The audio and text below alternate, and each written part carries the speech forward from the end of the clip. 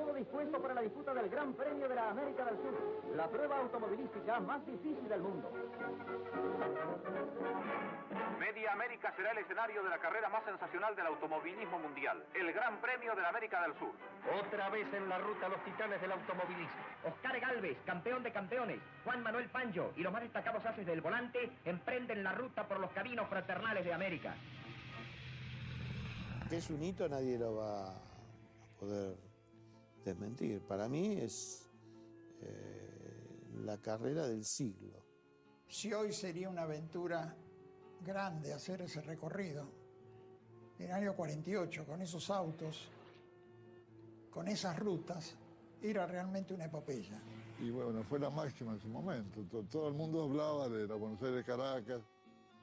La gente compraba la cesta y antes de mirar el fútbol miraba el resultado de la etapa. Todo el país vivía pendiente de la Buenos Aires-Caracas y la Lima-Buenos Aires.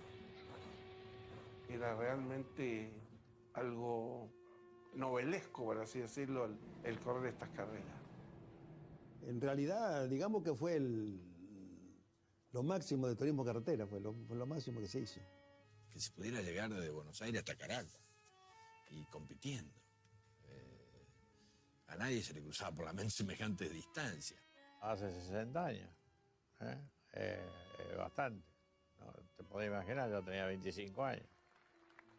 Y para nosotros era una aventura, porque dijimos 10.000 kilómetros. Y bueno, vamos a ir. Y bueno, nos prendimos ya en la Buenos Aires, Caracas.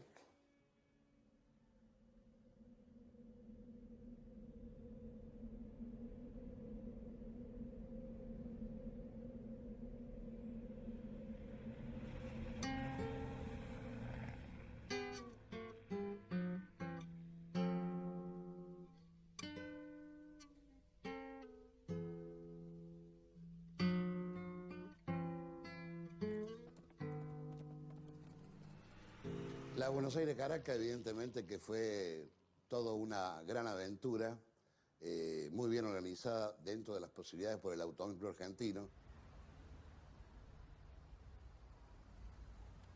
Y eso se podía hacer únicamente con una institución como esta, en esa época. Era imposible de otra manera o que lo haga otra organización.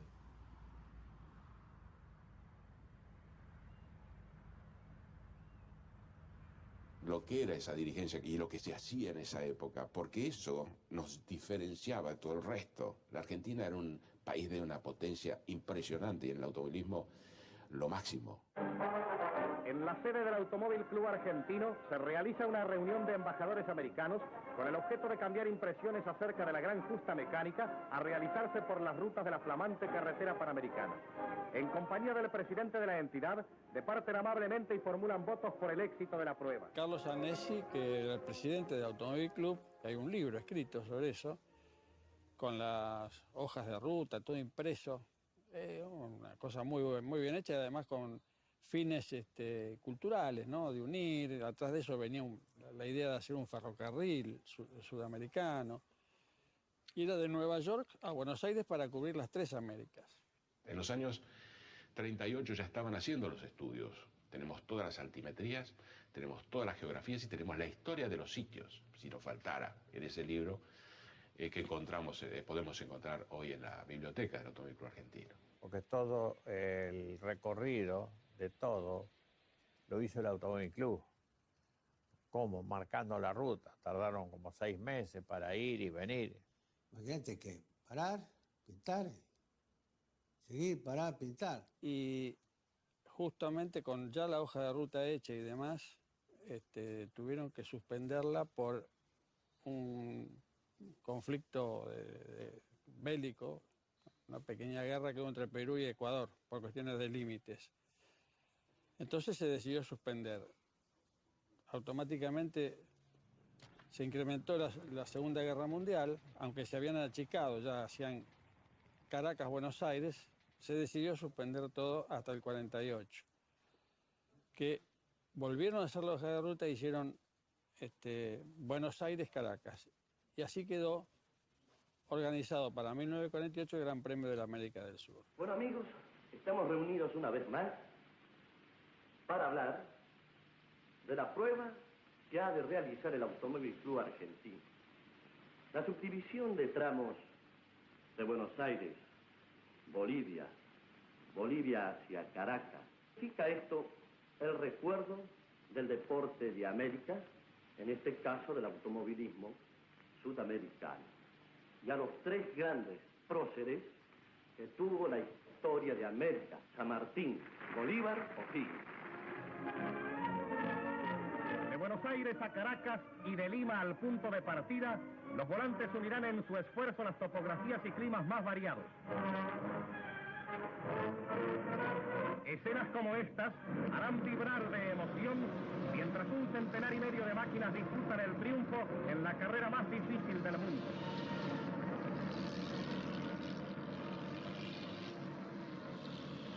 Estamos en el preciso momento en que el ferrocarril se dé paso a la gran construcción de autopistas. Todavía no hay grandes autopistas, la Panamericana está comenzando, el tramo argentino creo que se comienza a construir por esa época, de modo que también la existencia del gobierno peronista es una fuerte apuesta del Estado a una idea que es tradicional de todos los gobiernos que hacen apelaciones de masas. El deporte abre caminos para la tecnología, para la industria. Para presenciar las alternativas del Gran Premio Internacional de Automovilismo, llegan el presidente de la República y su señora esposa, siendo objeto de cariñosas manifestaciones del público. Perón era un deportista, pero no del automovilismo exactamente. Pero le gustaban los medios mecánicos, le gustaba el automóvil, evidentemente lo veía como parte de la simbolización de la industria en un Estado nacional fuerte, ¿no? Estos son viajes que preanuncian la industria de pavimentación, del combustible. Mejoramiento de caminos, construcción de puentes y apertura de nuevas rutas a todos los lugares de la provincia completan este ambicioso y progresista plan. Otra de las grandes manifestaciones del progreso de la Argentina, con la elevada visión de un gobierno que persigue la prosperidad constante del país.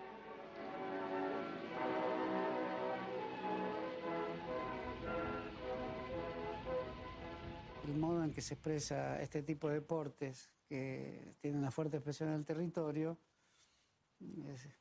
siempre se sirve para reflexionar sobre de qué modo el Estado plantea la salud pública, plantea la idea de competencia, la idea de felicidad pública.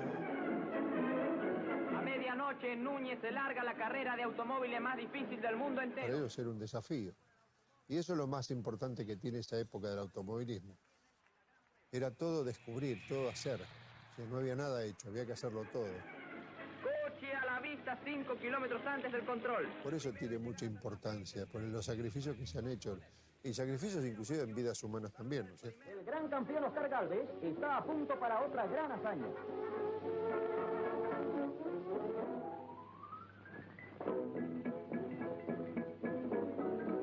Gálvez. Era una aventura, porque algunos no tenían plata ni para llegar a Salta, te podés imaginar, en esa época, ¿no? Saliendo de una guerra donde había poco combustible, pocas cubiertas, y que la mayoría, yo creo que nadie hizo el recorrido hasta Caracas para saber por dónde iban a andar. No había la hoja de ruta como ahora.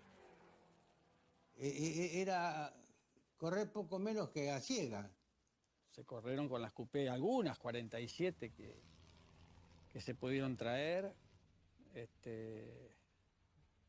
Chevrolet más que nada, porque Ford había pocas, Ford 47 en la Buenos Aires Caracas, pero las del 40 estaban, las modelo 40 y estaban todas impecables. Bueno, solo hay que tener un poco de imaginación para darse cuenta lo que significaba irse a Venezuela por los caminos en esa época con esos aparatos que tenían paquetes de 14 hojas de elástico de suspensión. Es una locura. Catafalco eso. No tenían jaula antivuelco, no tenían butaca, eran unas butaquitas que te daban acá a la cintura. Atrás de la espalda 200 litros nafta. No tenía cinto de seguridad. Para mí que eran todos locos los que corrían. Qué cosa. Y bueno. arrancó, saca la primera bolilla que da el número 1 a Fangio. Te lleno de entusiasmo de toda esa gente que parecía que iban a ir a la luna. Luego Marimón saca las otras. Galvez llevará el número 3. Para él era como la vuelta de Julio Verne, diría yo. La vuelta a Sudamérica en no sé cuántas etapas y no sé cuántos días. Y yo pensaba que si alguno venía, lo acompañaba. Y dio la casualidad que Américo salió por correr. En eso viene mi madre y dice, ¿de quién es ese coche de carrera? Y digo, y de Jiménez. Y me dice, ¿quién lo va a acompañar? Y digo, ¿y yo? ¿Vos estás loco? ¿Qué te pasa? No nosotros vamos a ir despacio. Y se va con mi hermana al fondo y le dice, yo creo que soy ignorante, yo va a correr una carrera y va a correr despacio. En esa época, salvo los pilotos más renombrados, los demás era mucho el sacrificio que hacían. Cada piloto se preparaba su auto o tenía el mecánico que lo preparaba. Representaba un pueblo. Uno decía Fangio, Balcarce, Marimón, Cosquín, Oscar Galvez, Buenos Aires. Es decir, se relacionaba el piloto con el pueblo. Además, el automóvil en aquellos momentos era una cosa rara. No había muchos automóviles. Podría haber acá en Buenos Aires, pero en el interior no. Se ve como una cosa novedosa. Todo el mundo se volcaba a eso. En Moldes, una ciudad, un pueblito en la época del sur de la provincia de Córdoba, cuentan que los fines de semana, los domingos, el viejo, para divertir un poco a la gente, volcaba un forá que tenía. Y se juntaba la gente en la plaza, como siempre, y bueno, lo hacían volcar. Le decían, a ver, Ricardo, volcalo. Entonces él iba hasta la ruta y venía a fondo, y cuando llegaba a la plaza doblaba todo y lo volcaba así lentamente. En el Guadal, en la época no había asfalto, por supuesto. Así que ya desde esa época le decían el loco Rizzati. Fangio lo recordaba, cuando él en Balcarce preparaba el auto, los muchachos del pueblo habían hecho una tribunita. Mientras uno se daba mate y otro hacía el asado, venía un acordeonista y acompañaba a Fangio y al mecánico trabajando en el auto de carrera. Eso era común en aquel tiempo.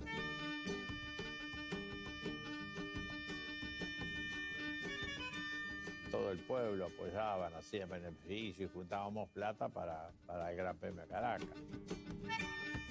Y hacían cualquier sacrificio, se hacían asado, peña, rifa, pero todo se hacía ad honorem, todos se identificaban con ese proyecto.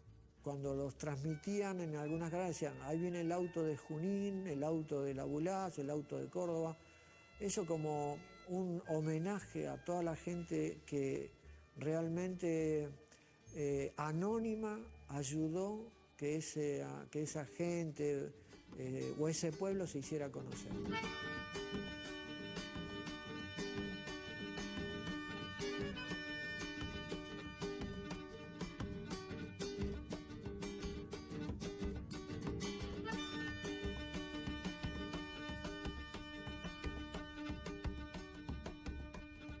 Bueno, en aquella época yo tendría cerca de 10 años y sí sabía a través de mi madre que por mucho tiempo el papá se iba a ausentar de la casa. Siempre decía que Dios me ayudara a poder terminar etapa por etapa hasta llegar a la hermosa Venezuela, Caracas, dijo. En la mente está, por ejemplo, cuando era muy chiquito y cuando Ernesto Petrini se iba a largar el Gran Premio. Me acuerdo que todos los vecinos en la tapa de lona, con lápiz, le deseábamos suerte y demás. Y de ahí se iba a Libertador y se largaba el Gran Premio. Eso fue una locura, fue largarse a lo que saliera. La mayoría la largaba sin plata, sin nada. Tipos que salieron por ahí como si dijimos, vamos a Salta, nos ponemos 100 pesos cada uno en el bolsillo. Hoy, ¿a dónde llegás?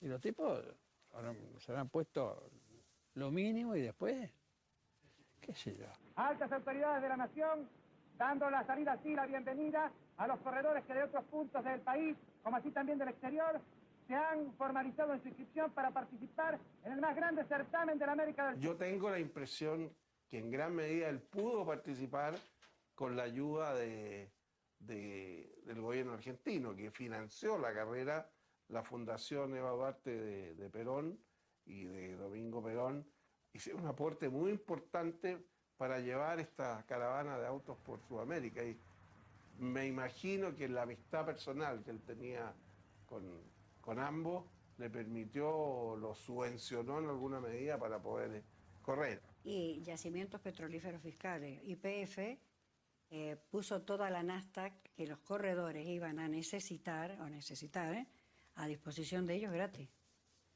Entonces es digno de mencionarlo.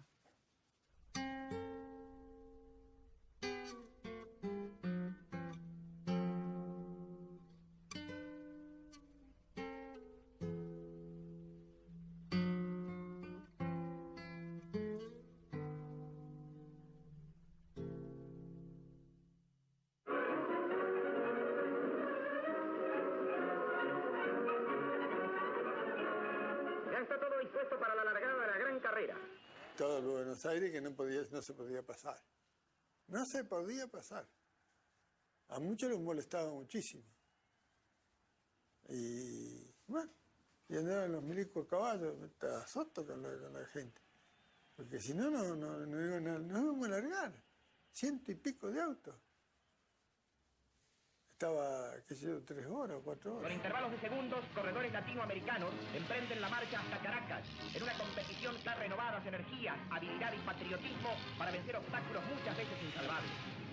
Sí, recuerdo que fuimos con mis padres y unos compañeros de colegio, estaba en segundo año yo, y fuimos a la largada a las 12 de la noche. En el Automóvil Club, en la Avenida Libertador, ese año por primera vez me tomé una pastilla Altemín para quedarme toda la noche y anotar en un cuaderno todos los pasos hasta el 15. Todos pasos, porque mi padre tenía el número 15. Todo paso por paso. Ya se está disputando el Gran Premio de la América del Sur. La Gran Buenos Aires-Caracas.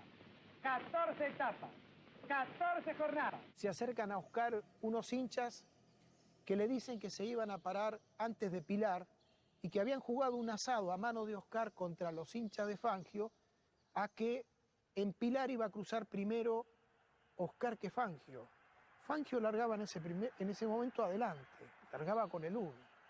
Y Oscar, con su forma tan gesticular de moverse y de decir, les dice, listo, yo llego primero. El Gran Premio Automovilístico de la América del Sur, Oscar Gálvez, campeón de campeones, Juan Manuel Fangio y los más destacados haces del volante emprenden la ruta por los caminos fraternales de América. Acá deberían haber corrido 7 kilómetros de la largada y ya iban a matarse. Y tanto fue así la desesperación de Oscar que en una vuelta de acá se fue una zanja. Dice que la gente le agarró el auto y se lo puso arriba del camino otra vez. De los hinchas, de la desesperación, decía, ¿cómo se va a quedar Oscar acá a 5 kilómetros de la largada? Y hay una vía acá, que ahora ya no existe más porque hay un bajo nivel, y Oscar, que vuelve otra vez a salir a fondo con esa desesperación de tratar de ganarle a Fangio, empieza a calcular de poder llegar andando cuando el tren ya pasó y tomarlo a Fangio parado.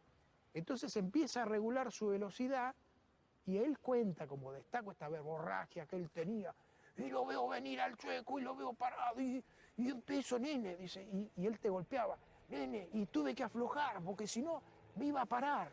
Entonces él calcula la velocidad, pasa el tren y él pasa. Y Fangio, entre que arranca, sale atrás y desencadena en esos pocos kilómetros hasta Pilar una lucha a muerte y consigue ese logro que le agradecieron los hinchas toda la vida de haber conseguido ese asado. Los oyentes consignar que lamentablemente ya se ha producido el primer abandono, la primera deserción de esta competencia y que se produce a escasos 3 kilómetros del punto de partida que fue frente a la sede social y central del Automóvil Club Argentino en la avenida Alvear 2750 de la capital federal. Esteban Sokol, en una mala maniobra, se ha llevado una columna de alumbrado por delante y su coche en malas condiciones no puede proseguir en carrera. Estaba todo cerrado, contaba mi padre, estaba todo negro por el público, y de repente el público se abría y en vez del camino había una plaza, no sé, o había un árbol. En el caso concreto de papá, él fue uno de los últimos, eran 141 autos anotados, él era el 138, y él me dice que ni bien salieron ahí por la zona de Palermo, por ahí ya tuvieron un inconveniente muy serio, la gente se le cruzaba porque ya habían habilitado el tránsito, tuvo que tirarse hacia la banquina y dieron con el tren delantero ahí, rompieron freno. Bueno, para reparar todo eso estuvieron como 5 horas, reparar entre comillas, porque quedó el auto medio torcido y así todo pudo clasificar en esa etapa. Pasan por Tucumán. Lo pintoresco del paisaje da una idea de la variedad de ambientes por los cuales atraviesan los volantes y lo accidentado de la ruta.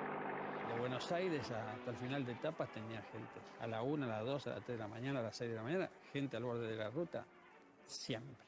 Está por finalizar la primera etapa del Gran Premio de América del Sur. Los punteros estarían arribando, o para mejor decir, arribarán de un momento a otro al término de la misma, que es la capital de Salta.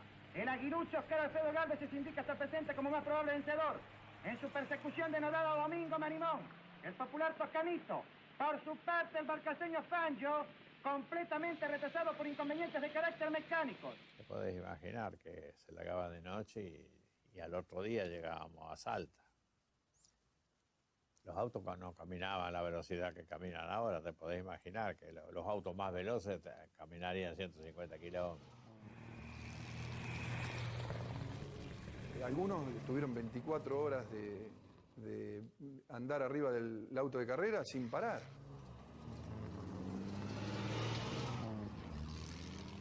Pero la de Galvez, mierda. Para la primera etapa, marcar 125, eran 1.600 kilómetros.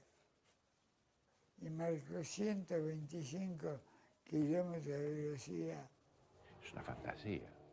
Yo a veces invito a modernamente decir, vamos a subir un auto en Buenos Aires, vamos a ir hasta Tucumán, a ver qué promedio podemos hacer. Por supuesto que no podés parar, no podés nada, tenés que hacer, todo siempre marchando. Y en esto eran los secretos que tenían los Galvez y el Chueco y todo esto. Hasta sus necesidades se hacían arriba. Galvez entra primero a la ciudad.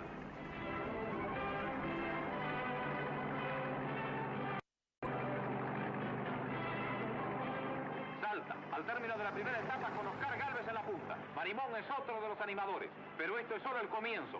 Los muchachos están dispuestos a batir todos los récords hasta Caracas. América del Sur asiste emocionada al duelo de los titanes que abren nuevas rutas a su progreso. Cuando llegó a Salta, la gente le decía, Perazo, vos no podés correr con este auto, dice, es una cosa de loco. Fangio lo había visto y le decía al acompañante de mi papá, Perazo está mal de la cabeza, dice, no puede andar con ese auto, dice. Es una barbaridad. Dice, parece un perro ancado, le decía Fangio, esas son las palabras. Le decía, el auto de Perazo parece un perro ancado. Quería decir que un perro torcido, así que le dolía y que iba medio torcido, ¿no? Cuando llegamos, fuimos al regimiento. Nos daban de comer, pero nos atendieron bien. Lógicamente tenían muy poco tiempo para compartir, pero siempre estaban en los barrios comiendo juntos. Y estaba la noche de gala. La noche de gala que era la noche de fiesta para ellos.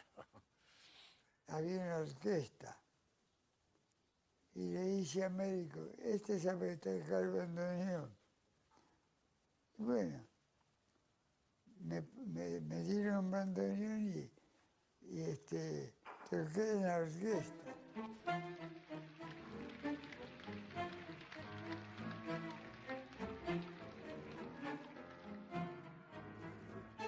Por lo general estaban todos juntos. Y el turismo carretera era una familia. Sé que con los corredores argentinos era uno más, tanto lo llamaban el gaucho del camino. Con el que más, entre todos, el que más tipo que había relacionado conmigo, porque él me había bautizado a mí como, me decía payaso, Oscar. Pues yo me lo pasé jodiendo y ellos eran más grandes y buscaban estar donde estaba yo. Sí, bueno, eso era... Generalmente sacabas de una carrera, después de una carrera de auto, sacabas a mí.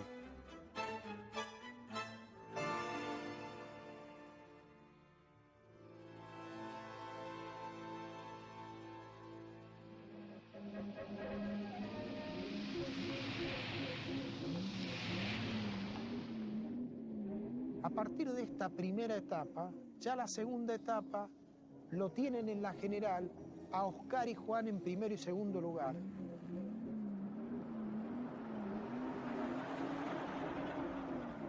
Fangio en la primera etapa tuvo un problema a la altura de la Carlota, se le rompe el diferencial. Llega en el puesto 79 a Salta y el reglamento decía que había que largar de acuerdo al resultado de la clasificación, no por el ranking que había. Entonces, ¿qué pasa? Largaba 79 y tenía que pasar auto. En una etapa, no me acuerdo si fue la tercera, pasó 60 coches en el camino, realmente una locura. En esa etapa entró cuarto, entró Juan y yo entré séptimo. Ya habíamos largado de atrás, te das cuenta, pasamos auto, que Dios me libre, ahí en la quebrada, todo eso. Los caminos eran muy angostos, muy sinuosos, muy de escasos espacios para pasar. Y entonces también en eso se perdía Fangio mucho tiempo. Y eso le fue ocurriendo a Fangio así, hasta llegar a Lima. Hicimos la Villazón Potosí. Ahí sí que era bravo. Ah, mierda, qué camino. Eran caminos de mucha altura y mucho precipicio.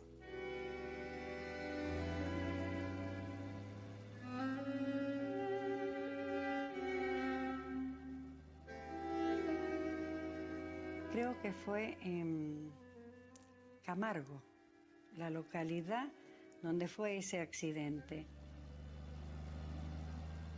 En un lugar que miramos nosotros, que se escape acá, chao. Estaba allá abajo como no se veía el río, y un río bastante grande, y no se veía.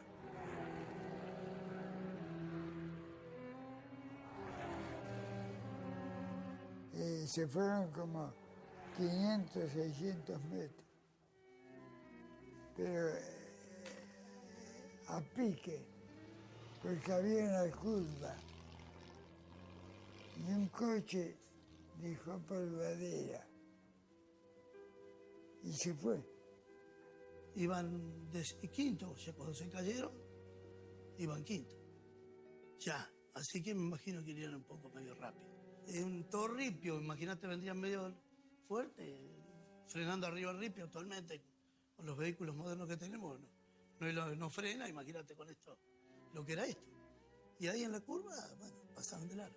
Creo que el sentido, o lo que la gente más rescata en Chacabuco es que no importa si llegaron o no, lo importante es que lo intentaron. Lamentablemente yo no conocí a mi abuelo, es una de las cosas que más me da lástima por un lado, pero sé que a la larga, con lo poco que sé de su historia y de esta carrera, es como que de alguna manera me enseñó a,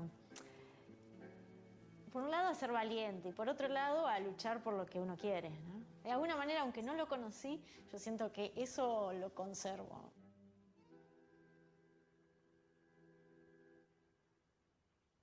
Cumplidas 4 etapas hasta el momento del cierre de esta edición, Oscar Gálvez, el magnífico campeón argentino, se clasifica ganador de 3 de ellas y primero absoluto en la clasificación general. La simpatía de la afición de nuestro país lo acompaña a lo largo de las rutas continentales. Potosí a La Paz, ya estaban a 4.000 metros de altura. Muchos se tendrían que imaginar qué es lo que le sucede a un motor, qué es lo que nos sucede a los humanos, ¿no? Cuando nos falta oxígeno. Empiezan a aparecer todos estos problemas y muchos accidentes y muchas roturas. El tren de carrera se torna violentísimo. Los punteros van cuidando su posición de privilegio, mientras que en este caso los retrasados por inconvenientes mecánicos u otras causas tratan de recuperar tiempo perdido. Esta gente eran mecánicos y de los buenos. O sea, las carreras exigían aparte tener ese tipo de conocimientos. Claro, como diríamos en el fútbol, los pilotos, los copilotos tenían que patear el córner y después ir a cabecearlo. O sea, tenían que hacer de todo. Y si no entendían de mecánica, literalmente no podían correr. En los Chevrolet trabajaban en forma conjunta Fangio, Marimón, Duale, los acompañantes y Marsilla. Por lo que yo entendí de esa carrera, Marimón estaba por abandonar. Y Fangio no sé si se le cruzó. Era cosa de no dormir ni nada, te das cuenta. Así que se trabajaba día y noche. Todos trabajos que por ahí, si uno se los impone o quieres hacerlo, podés estar un día trabajando y no sé si lo lográs. Y ellos lo hacían en horas, a veces en menos de una hora. Todos enchastrados, engrasados. Entonces trataban de higienizarse y descansar el máximo tiempo posible porque en la próxima etapa iba a ser igual o peor.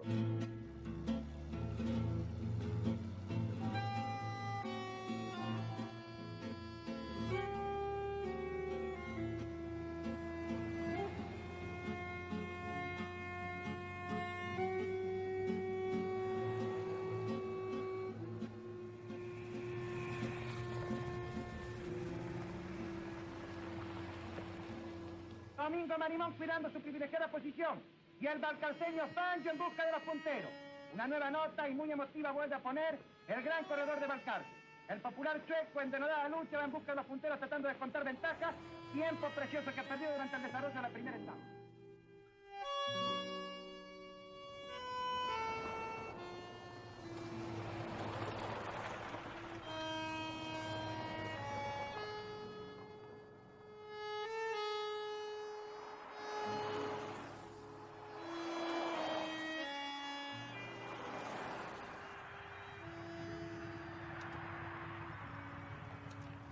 Muchos de ellos ya habían quedado en el camino, sin auxilio, sin nada, porque nadie los podía ayudar. El dinero se les había terminado.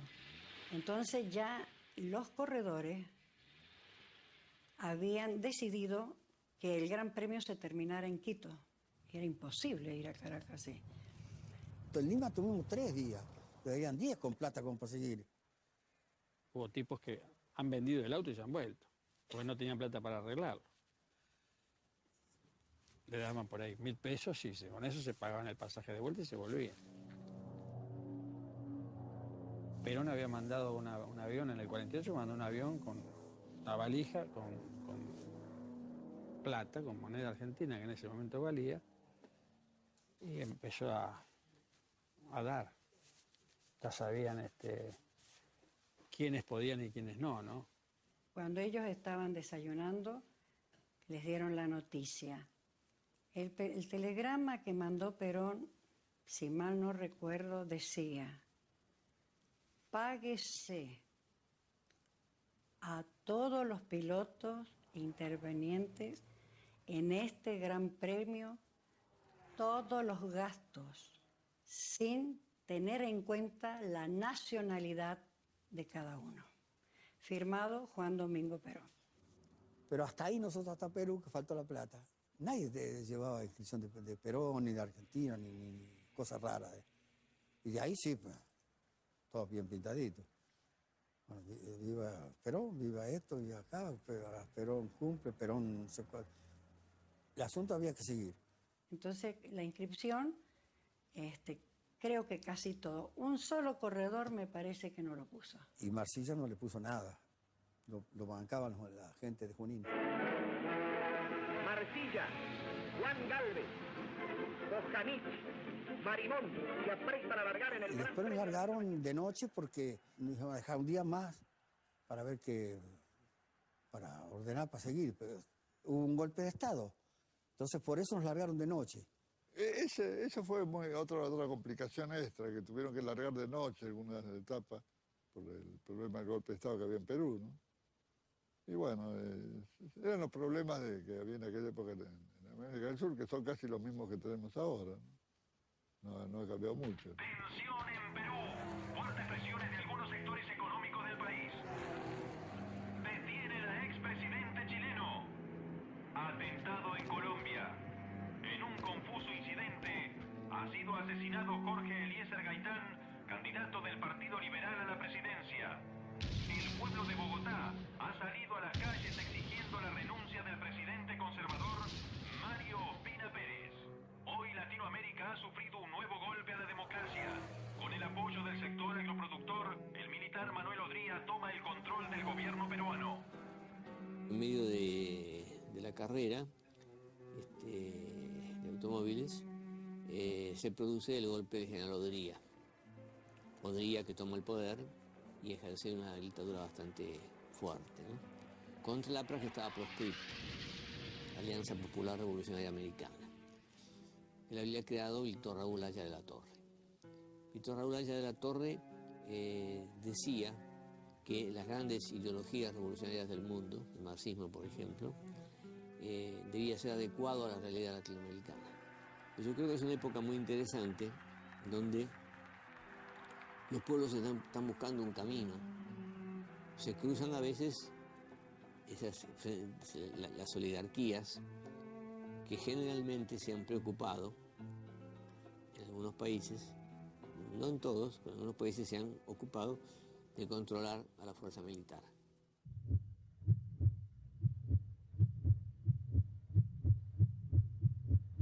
Y con el nerviosismo de la revolución, y habíamos trabajado todo el día, nadie durmió nada, no podíamos dormir para nada. Y estaban todos muy alterados, los militares estaban en las calles, se sentían tiros. Sí, que prácticamente no es que largaron la carrera, sino que huyeron de ahí. Algunos ni se había acostado y otros habrán dormido pocas horas. Y salimos al Tuntún. No se largó en posición como debía. Y había muchos que estaban en casa de familia o en otros lugares que no los encontraron y se quedaron ahí. Rodrigo Dali fue uno de esos. Siempre me acuerdo de eso, estaba más enojado el inglés que la miércoles. Entonces, por ahí hablan de Fangio, que tenía que largar en el lugar 29 y bueno, y largó entre los primeros. Sí, pero era todo muy desordenado, no era Fangio, era toda una situación muy compleja. Largo, muy bien en punta, y me voy, me alejo, me fui yendo. Pero por ahí, antes de acá vino Fangio. Ya se deben haber cumplido los 50-60 kilómetros de recorrido inicial de la etapa de hoy. Lima Tumbes ofrece a los competidores de este gran premio un esfuerzo excepcional. Aquí me traen más planillas complementarias, de acuerdo a las cuales la densa niebla, que forma una capa intensa, difícil de vencer, creará a los corredores gran dificultad en la visibilidad. Deben estarse cumpliendo, les repito, aproximadamente de 50 a 60 kilómetros para los punteros. La competencia es seria. Fangio, que viene haciendo una gran carrera, trata conjuntamente con Oscar Gálvez, el popular aguilucho, de mantener la emoción principal de la jornada. Gálvez, apenas Fangio lo pasa, se le pega atrás y van muy juntos, mal dormidos. Tanto es así que venía aturdido, que él pasa Trujillo y no se reabastece de 415, 420 kilómetros de Lima hacia el norte. Sigue pretendiendo llegar a algún lugar donde le puedan dar combustible y tiene en Huanchasco, a pocos kilómetros de ahí, el accidente, este grave accidente, el primero de su historia.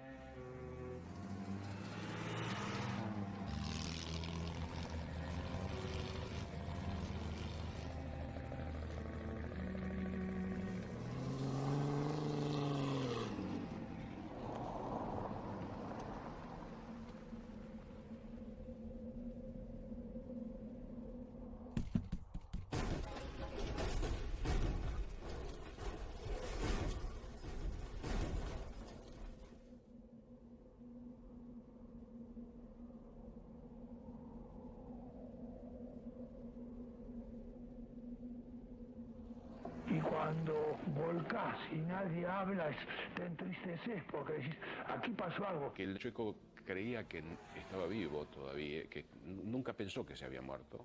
Él le notó algo hundido en la nuca, decía, hay un golpe en el pecho, le pareció. Pero no imaginó lo más grave.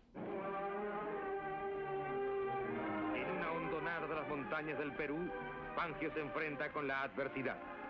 Urrutia, su acompañante, pierde allí la vida. Cuando se imaginaban los que escuchábamos por radio, de que era una montaña, se desbarrancaron, como se desbarrancaron en el 40 los hermanos Galvez, 200 metros. No, esto no le ocurrió a Fangio.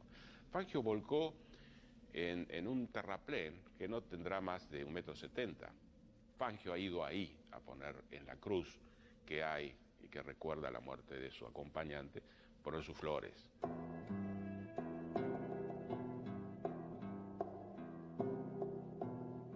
Calculá que esto era neblina y de noche. ¿Y qué ocurre? Había una curva a la izquierda y las casas seguían. Y acá era un gran baldío impresionante con 2 metros de desnivel. Y Fangio, cuando se quiso acordar, era demasiado tarde. Pegó el golpe de volante, le mordió la rueda trasera a la banquina y se fue y empezó a tumbar y lo despidió a Urrutia y tuvo el golpe en la cabeza, que al final fue lo que lo mató, ¿no?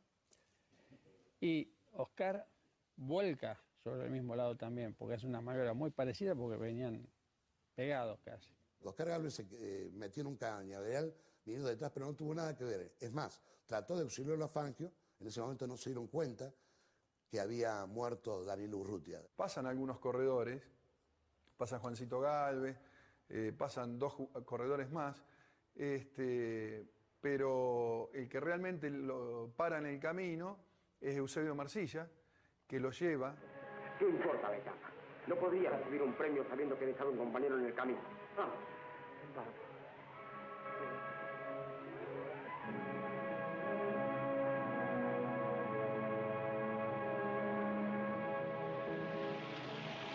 Bueno, pierde minutos, pero bueno, lo lleva a Fangio al hospital, en Trujillo fue, y hasta que Fangio le decía que se fuera, que se volviera rápido a la carrera para no perderla, y no se va hasta que no lo ve que está más o menos bien. Él se volvió porque el pueblo estaba para atrás, no para adelante, más cerca. Así que se volvió atrás a llevarlo a Fangio y internaron ahí. El otro ya sabía que estaba muerto, así que cargó los 2 y se los llevó allá. El caballero del camino, qué personaje, Eusebio. Fangio, mucho se ha hablado acerca de su estado físico. Para llevar la tranquilidad a todos los aficionados al deporte automotor, ¿nos puede decir cómo se encuentra? Sí, perfectamente. Solo espero una oportunidad para enfrentarme con bravos rivales. Y gane o pierda, dedicaré este esfuerzo al gran camarada Urrutia, hermano en la buena y en la mala. En nombre de todos, Fangio, muchísimas gracias. ¿Te imaginas? Se trataba de Fangio. Y se trataba también porque ya eran que habían chocado, no que lo que había pasado en realidad. Había que en una curva chocaron Fangio y se mató Urrutia. Los teléfonos no paraban. Se noveló mucho mal. Y bueno, las noticias buenas no pasa nada, pero las malas producen interés, ¿no? La gente es mala, no le gustan las cosas buenas.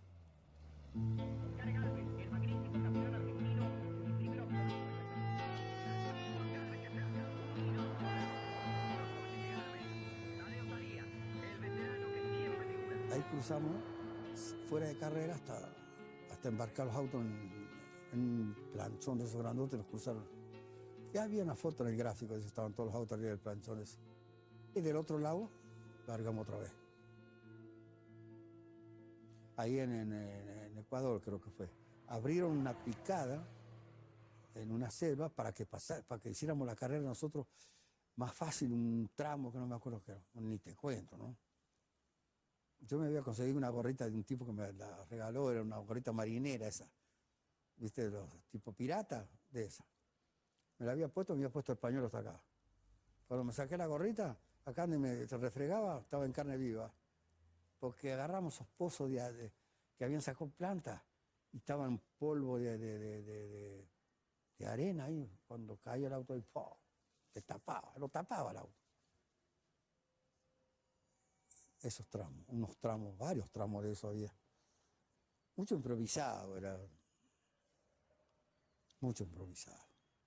Aquí en este caso son peripecias donde está la selva, donde están estas rutas polvorientas, está la parrilla de esos automóviles que parecen quillas de viejos veleros del siglo XIX. O sea que todo eso es muy, muy atractivo. Para mí es atractivo recordarlo como lo escuché en la radio de fines de los 40, cuando yo era chico. En el Automóvil Club Argentino todo es febril actividad.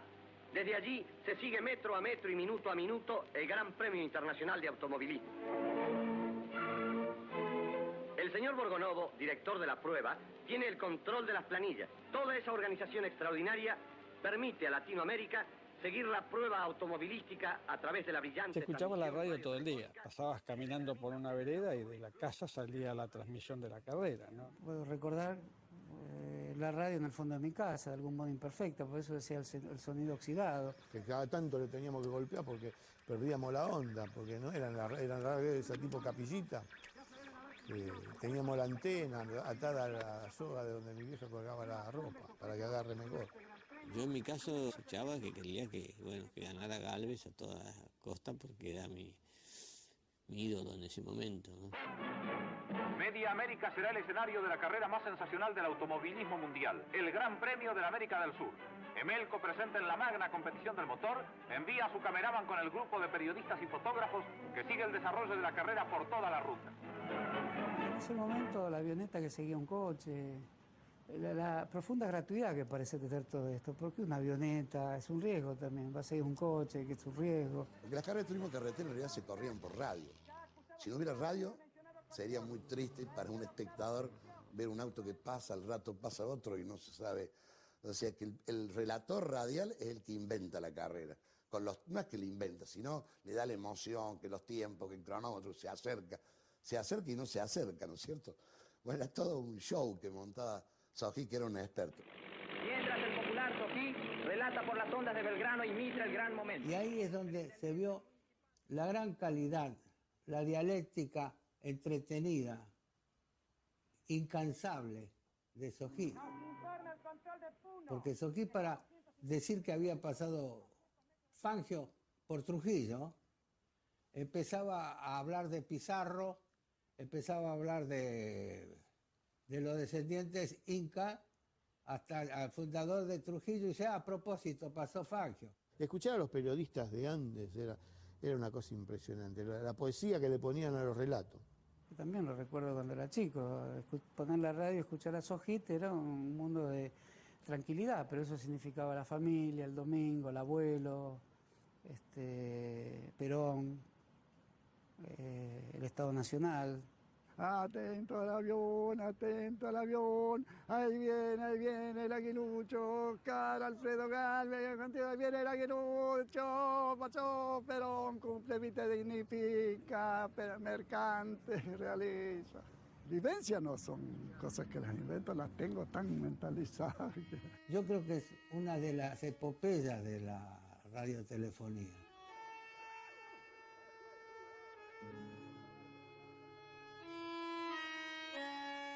Me acuerdo de eso, me hace acordar mis años de locura y las cosas que se hacían en la radio era terrible. Lo de la Buenos Aires-Caracas no se le ha dado el valor técnico, profesional y periodístico que se merece.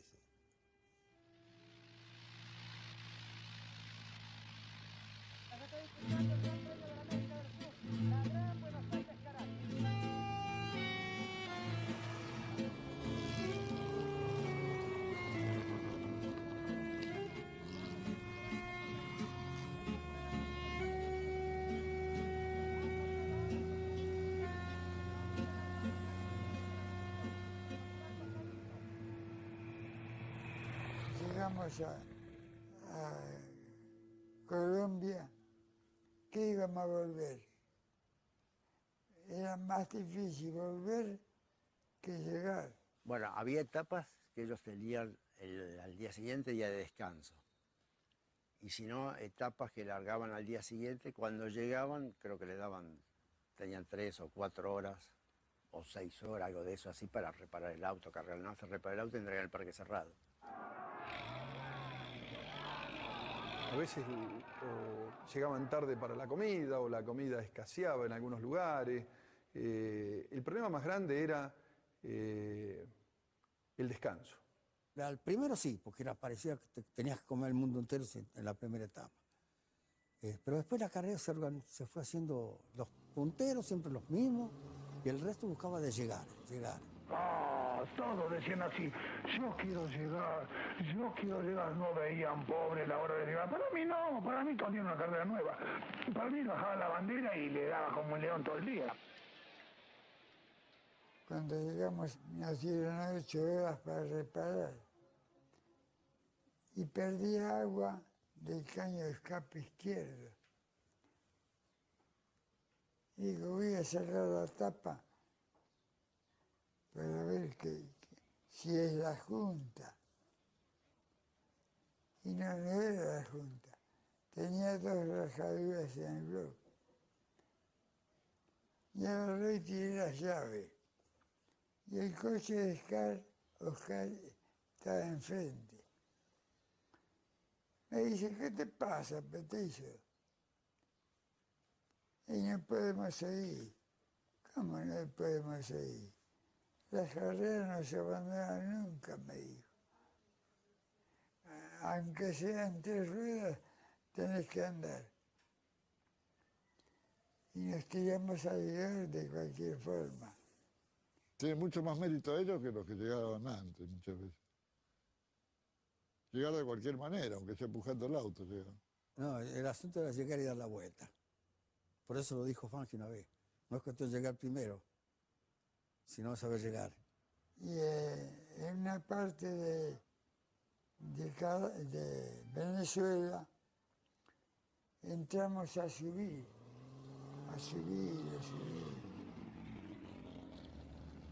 Y en eso había nubes. No se veía casi nada. Y llegamos a una altura que las nubes estaban abajo. Y le digo a Américo, no nos habemos matado y estamos en el paraíso. La punta continúa reñida. Los hermanos Gálvez encabezan la carrera seguidos de cerca por Marimón. Y cuando se iba a alargar la última etapa, Oscar lo agarra a Juan y le dijo, mira Juancito, nosotros tenemos ganado la carrera. Vos en una etapa no me vas a sacar la cantidad de horas que yo te saqué a vos. Entonces yo voy a ganar la carrera y vos sos el segundo. Entonces no ganés la etapa. Comprometete a que vas a andar a una velocidad razonable, prudente, para no gastar el auto y poder llegar los dos. Hasta ahí la carrera era Oscar, Juan y Marimón. Hasta ahí. Era una carrera que no podía perder, Oscar llevaba horas de ventaja. El aguilucho sigue punteando en la clasificación general. Marimón es otro de los animadores. Marimón me contaba que le llamó la atención como lo había pasado Juan Gálvez y que iba como loco. Y efectivamente los 2 lomos de burro sucesivos lo tiraron a una zanja. Bueno, paró él, Oscar Gálvez, y trataron de sacarlo, estaba muy encajado en la zanja. Y fue cuando llegó Víctor García y Marimón los paró a todos. Dice, muchachos, de acá no pasa nadie hasta que no lo saquemos a Juan. Como no lo podían sacar, Víctor García le pidió, Marimón, gordo, déjame pasar, que los muchachos de Mendoza, tengo que dar una etapa, bueno, dale, pasa, anda. Pero lo que ignoraba Marimón era que había un premio de $25.000 al primero que llegaba a Caracas. Detalle que conocía también el mendocino Víctor García. Mientras tanto, el público vive las emociones que depara esta magna competencia.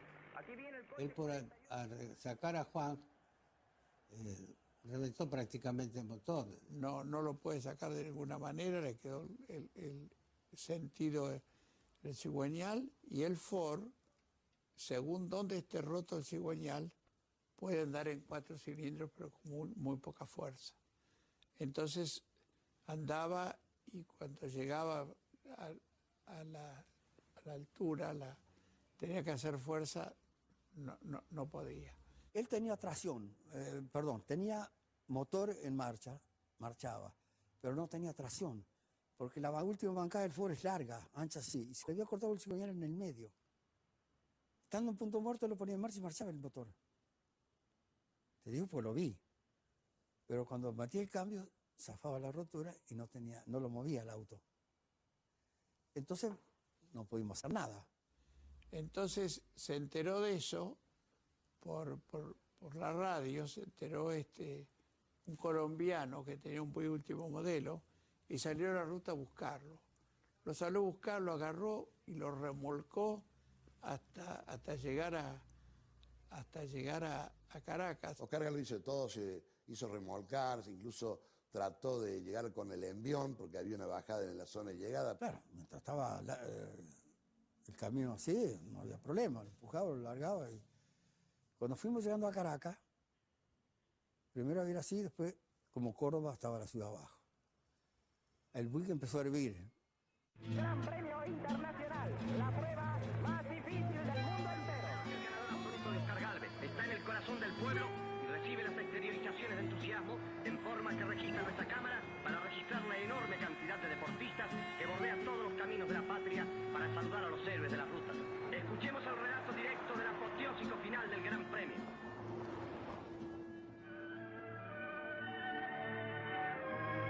Sensacional primicia del noticiario panamericano recibida por avión. En medio de un indescriptible entusiasmo popular, llega a su término en Caracas el primer tramo del Gran Premio Automovilístico de la América del Sur.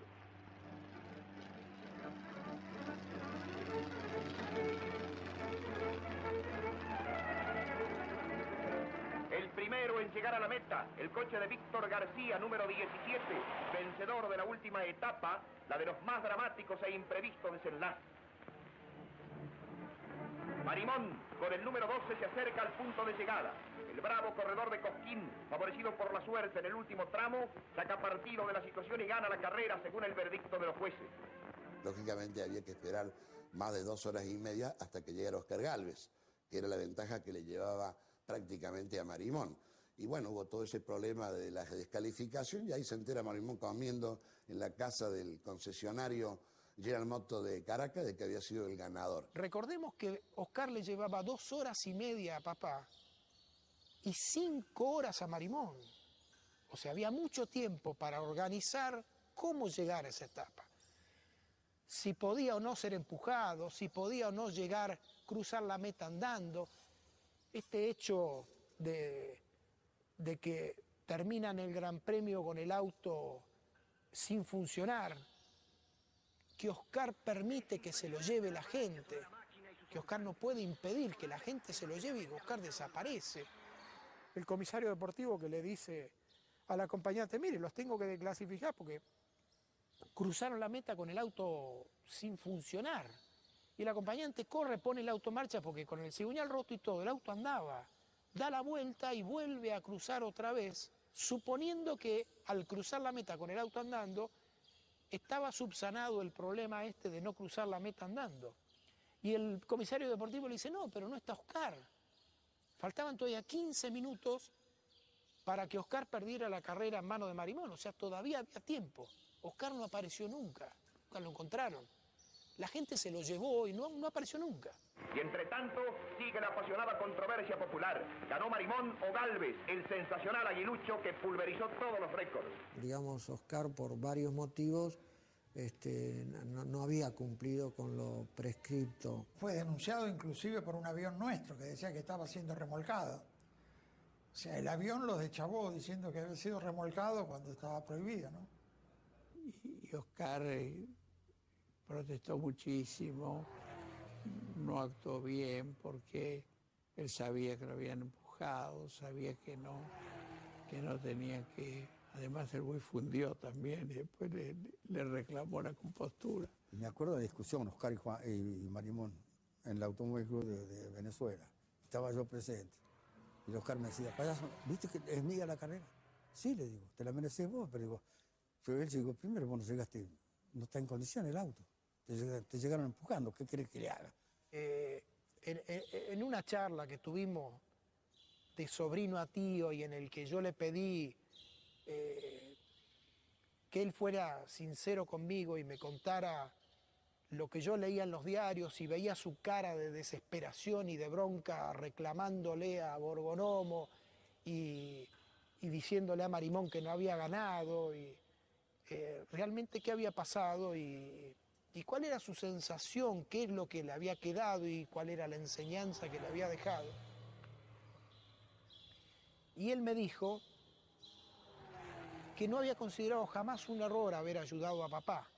Y palabras textuales él me decía, mi bronca no era haber parado y haberlo ayudado a Juancito, no fue el tironearlo y romper el cigüeñal. Y él decía esto, decía, Ricardo, yo no conocía el reglamento. Se prestó a 1000 discusiones, después, por suerte después todo terminó bien, pero hubo un momento que pareció que iba a haber una guerra en el país. Entre los hinchas de Marimón y los Galvez, una discusión tremenda. Él recurrió al general Oscar. Sí, pidió, les quiso explicar, el tipo se lavó las manos, le dijo, no, si la carrera la ganó Marimón, la ganó Marimón. Y a mí me daba mucha bronca porque prácticamente él había llegado, estaba por llegar, estaba muy cerca, ¿no? Yo no recuerdo, yo sé que empujaron el auto, no sé si algunos kilómetros, y bueno, y lo que supimos fue después que él hizo un reclamo diciendo que bueno, que él había llegado primero igual.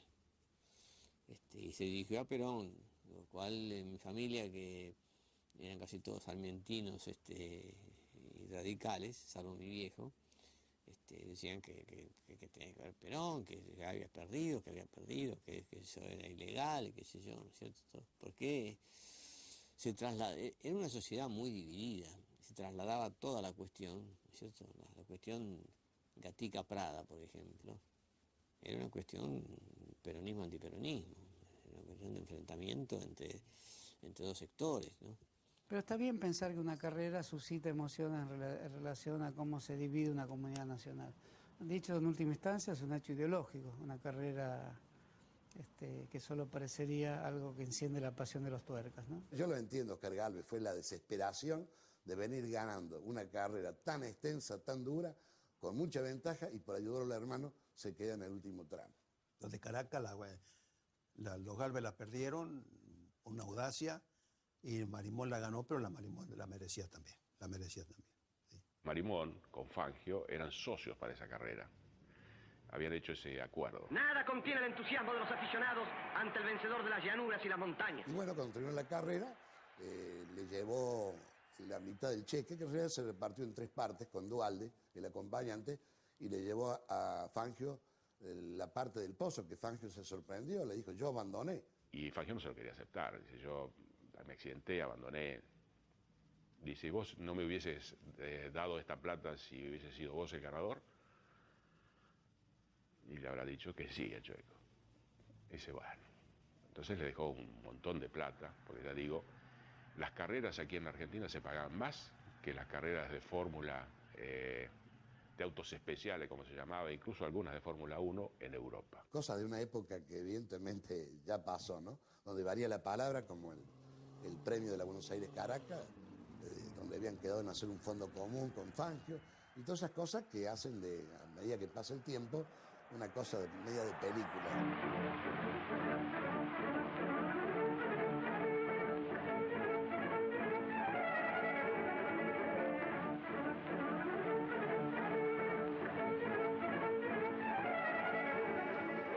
De Eusebio Marcilla llega a Caracas después de un impresionante tren de carrera y de extraordinaria regularidad en el esfuerzo. ¿Y quién le llega atrás de Marimón? Eusebio Marcilla. ¿Y a cuánto tiempo? A 12 minutos. ¿Qué quiere decir esto traducido?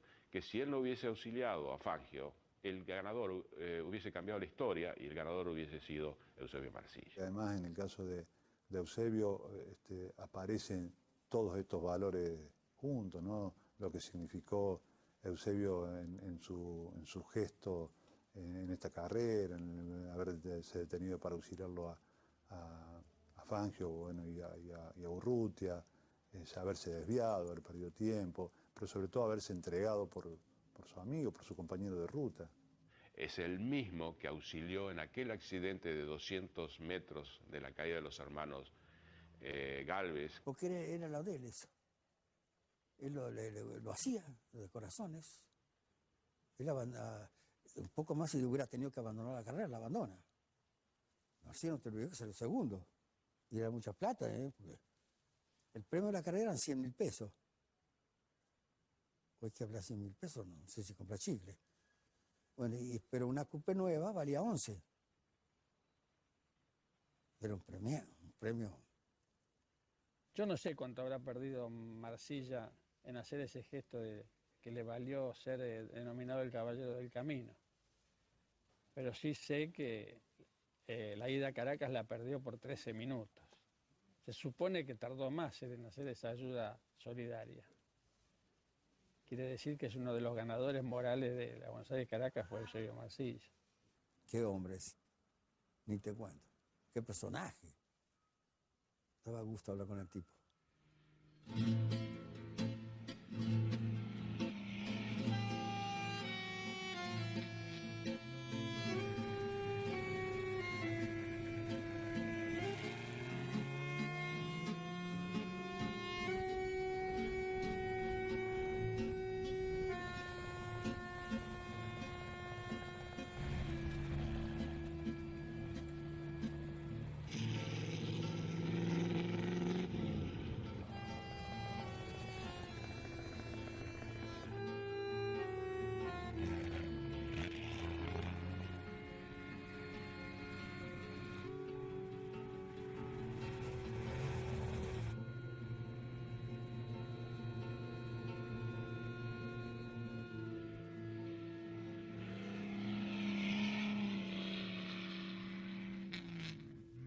Que se me disculpe si soy atrevido.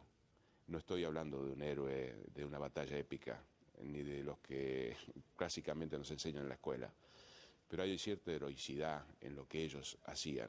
Sacando de lado todo lo que pueda, todas las connotaciones que pueda tener en cuanto al nivel de riesgo y todo eso, creo que es una patriada muy grande, muy importante, que había que ser muy corajudo para hacerla. Imaginarse que en esa época pasaban 50, 60, 80, 100 autos por esos pueblitos que no pasaba nada en todo el año, realmente es conmocionante, ¿no? Todo el mundo se trasladaba a la ruta para ver esos autos pasar y nunca más los veía. Todo un pueblo esperando eso. O sea, yo creo que el turismo de carretera unió a todo un pueblo, ¿no? Como el argentino. Y creo que ese sentimiento no es solo de los que participaron, de los que tienen un vínculo filial o directo, sino de la sociedad, que esto es lo que yo decía, del que cuando era chiquito lo llevó el padre, la vio pasar, la escuchó por radio, estaba en el campo, en la radio está a batería, en los tractores, bueno, todas estas cientos y cientos de historias que durante los años uno ha escuchado. Toda esa gran comunidad, enorme comunidad, está en vínculo.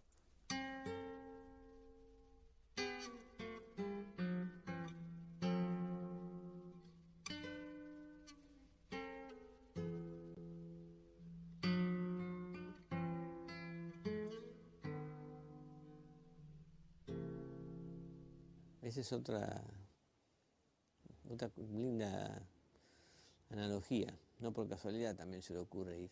Hay un mundo posible a extraer de ahí. La vida popular de esa época imaginaba un tipo de elaboración basada en la justicia, en una sociedad más vivible, en una consideración sobre la relación entre el hombre, la técnica y la naturaleza más manuable. Es buscar el hombre nuevo, es decir, el hombre que se libere, no solo que la cuestión, en eso el Chelo decía claramente, la cuestión no es solo darle de comer a la gente, no es solo sobre el problema alimenticio, es que la gente se sienta persona, se sienta protagonista. Entonces es probable que esta carrera, en fin, muchos años después, tomada hoy, signifique eso en la imaginación pública, ¿no? Pero de todas maneras forma parte de un lindísimo mito, porque es un mito que evoca palabras que tienen su revalorización evidente: Caracas, automóviles, las rutas. Es un proceso de avance popular que a veces bueno, la historia son júbilos y son sollozos. Los pueblos, yo creo que son los protagonistas de la historia, y creo que la única historia que se puede explicar algún día, se explicará bien en los colegios, es que el pueblo es el protagonista de la historia. El pueblo con Moreno, el pueblo con Dorrego, el pueblo con los montoneras federales, las chumas irigoyenistas, los cabecitas negras peronistas, el cordobazo, todos estos fenómenos, ¿no? Me parece.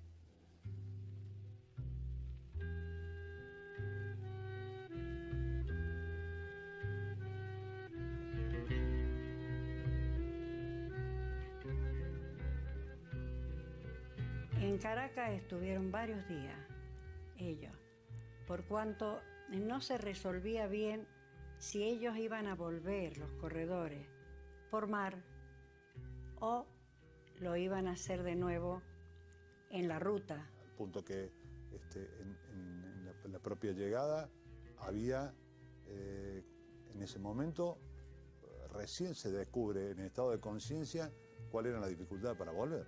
Lo hicieron poco menos que una carrera obligada. Volver era una odisea. Pero lo mejor de todo fue el recibimiento. Fue algo espectacular. Fue algo espectacular. Tengo entendido, o sea, por lo que decía mi padre, ya prácticamente de Pergamino para acá, era de gente y gente en la ruta hasta la Avenida General Paz. Fue impresionante. Ha sido una carrera de relieves sensacionales, prueba del tesón y la fraternidad argentina hacia todos los pueblos de América. La recepción es cariñosa y la gente llega a exponer sus vidas en el afán de ver y tocar a sus ídolos. No han esperado los bravos volantes que enhebraron con sus coches de acero pueblos y naciones, agitando los pulsos de sus motores en una alegre algarabía de hermandad. Evoquemos en medio del júbilo a los que quedaron en el camino, a los que dieron su sangre por el progreso en los campos fraternos de la paz. Al haber la carrera tocado a tantos países, tendría que haber tenido algo de la unión de esos países hacia la República Argentina también. Uno anda ahí dando vueltas entre la gente, algunos dicen, esta gente, el hijo de los hermanos argentinos, dicen. Ellos, por eso te digo, eso le ha hecho una marca al pueblo. No atraviesa solo estados y naciones. Atraviesa, digamos, territorios que podríamos pensar previos a las naciones, anteriores al trazado de las fronteras nacionales. Eso es interesante y eso revela un punto de confraternidad muy grande también. Yo creo que esta manifestación en el plano del deporte forma parte de su concepción. El propio país es la América Latina en su conjunto. Nosotros trabajamos primero para la República Argentina, después para el continente americano y luego para los otros pueblos de la tierra. Y lo he dicho porque eso es lo que quiere mi pueblo. ¿Sí o no? Además son las patrias chicas. El imperialismo quiere patrias chicas, dividir para reinar, ¿no? Pero que el asunto es conformar una patria grande, que Bolívar quiso hacerlo en 1826 en el mismo de Panamá y no pudo. Después dijo aquella frase famosa, hemos arado en el mar. ¿Quiere o no quiere el pueblo argentino que ayudemos a que se realice la unión de todos los pueblos americanos? ¡Viva la unión de todos los pueblos americanos! ¡Viva la patria!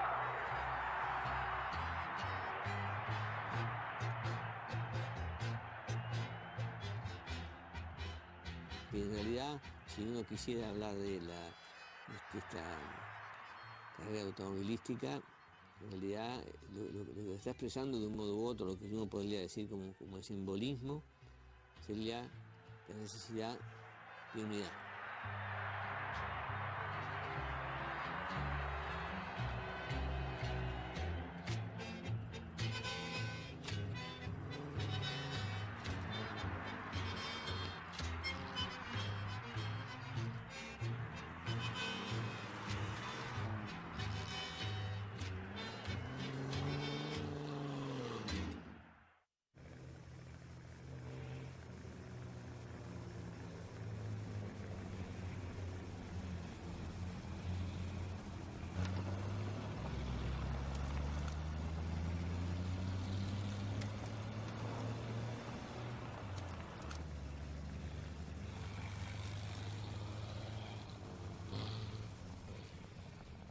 La Argentina tiene una historia maravillosa, ¿viste?, del automovilismo.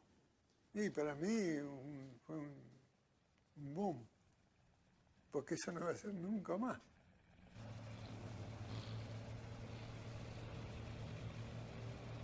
Yo no sé si estos 100 años que me quedan me voy a olvidar. Se va a hacer difícil. Pero bueno, si se hace voy de vuelta.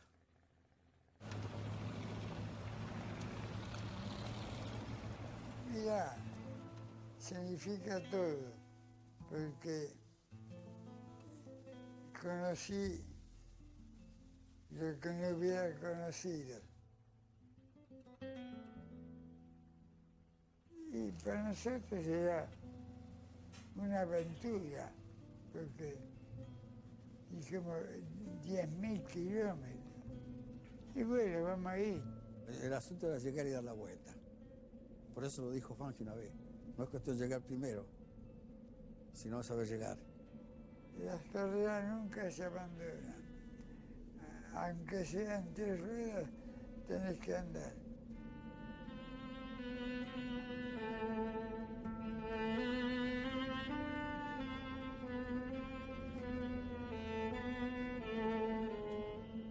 Había gente que nos venía a saludar y el honor de ser argentino, venían a saludarnos a nosotros y ponían letrero que decían arriba los Che, arriba los Che.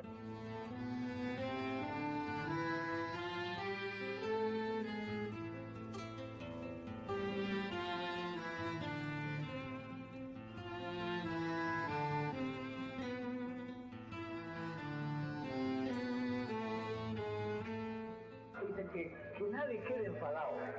Y aconsejo como pienso, que el hombre vale por él, pero después es comprado. Por plata queda juntado unos 300 cordilleras, porque la misma cultura aquel que se cree muy grande, se pone al lado de los Andes y en un enano cualquiera.